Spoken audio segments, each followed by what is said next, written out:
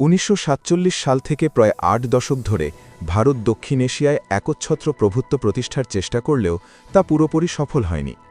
২০১৪ সালের পর কট্টর হিন্দুত্ববাদী নরেন্দ্র মোদী এক যুগের বেশি সময় ক্ষমতায় থেকেও প্রতিবেশী দেশগুলোর ওপর আধিপত্য কায়েমে ব্যর্থ হয়ে নিজেকে বিশ্বগুরু হিসেবে উপস্থাপনের হাস্যকর প্রচারে লিপ্ত হয়েছেন। এই অতিরঞ্জিত প্রচার নিয়ে আন্তর্জাতিক অঙ্গনে ঠাট্টা বিদ্রূপ বাড়ছে। সাম্প্রতিক মার্কিন নীতির পরিবর্তনে বিশ্ব ভূরাজনীতিতে ভারতের দৃশ্যমান প্রভাবও অনেকটাই ম্লান হয়ে পড়েছে। তবে একটি ক্ষেত্রে ভারত নিঃসন্দেহে সুপার পাওয়ার, তা হল ক্রিকেট। ভারতে ক্রিকেট কেবল খেলা নয়, প্রায় ধর্মে পরিণত হয়েছে। ক্রিকেটাররা সেখানে দেবতুল্য মর্যাদা পায়। গত ২ দশকে ক্রিকেট একটি বিশাল লাভজনক শিল্পে রূপ নিয়েছে, যার কেন্দ্রবিন্দু আইপিএল। আন্তর্জাতিক ক্রিকেট সংস্থা আইসিসি কার্যত ভারতের ক্রিকেট বোর্ড বিসিসিআই-এর প্রভাবাধীন। আইসিসির শীর্ষ পদে ভারতীয়দের উপস্থিতি এবং রাজস্ব বণ্টনে বিসিসিআই-এর একক আধিপত্য এই বাস্তবতাই প্রমাণ করে। বিসিসিআই যেখানে আইসিসির রাজস্বের প্রায় 38.5% পায়, সেখানে অস্ট্রেলিয়ার প্রাপ্তি মাত্র 7% এবং বাংলাদেশের 4.5%। এই ক্রিকেট সুপার পাওয়ার ভারতের বিরুদ্ধে বাংলাদেশ সাম্প্রতিক সময়ে আত্মসম্মানের প্রশ্নে একটি সাহসী অবস্থান নিয়েছে।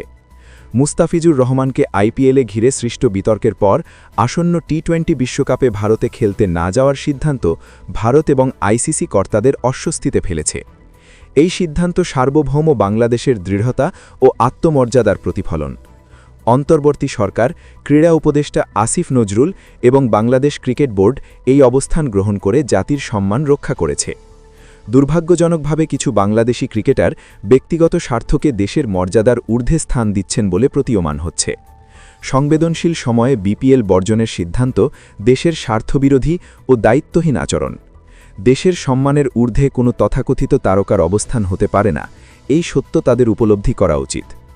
ভারত দক্ষিণ এশিয়ায় অর্থনৈতিক এবং সামরিকভাবে শক্তিশালী রাষ্ট্র হলেও তার প্রতিবেশীদের প্রতি আগ্রাসী ও আধিপত্যবাদী আচরণ ব্যতিক্রমী। পাকিস্তান, শ্রীলঙ্কা, নেপাল, মালদ্বীপ সহ অধিকাংশ প্রতিবেশী দেশই ভারতের দাদাগিরিতে অতিষ্ঠ। বাংলাদেশের ক্ষেত্রেও দীর্ঘদিন ধরে দিল্লির আধিপত্যমূলক মনোভাব বিরাজমান ছিল। তবে ২০২৪ সালের জুলাই বিপ্লবের মাধ্যমে সেই অধ্যায়ের অবসান ঘটে। ড. মুহাম্মদ ইউনূসের নেতৃত্বে অন্তর্বর্তী সরকার স্পষ্টভাবে জানিয়ে দিয়েছে, বাংলাদেশ আর কোনো উপনিবেশ নয়।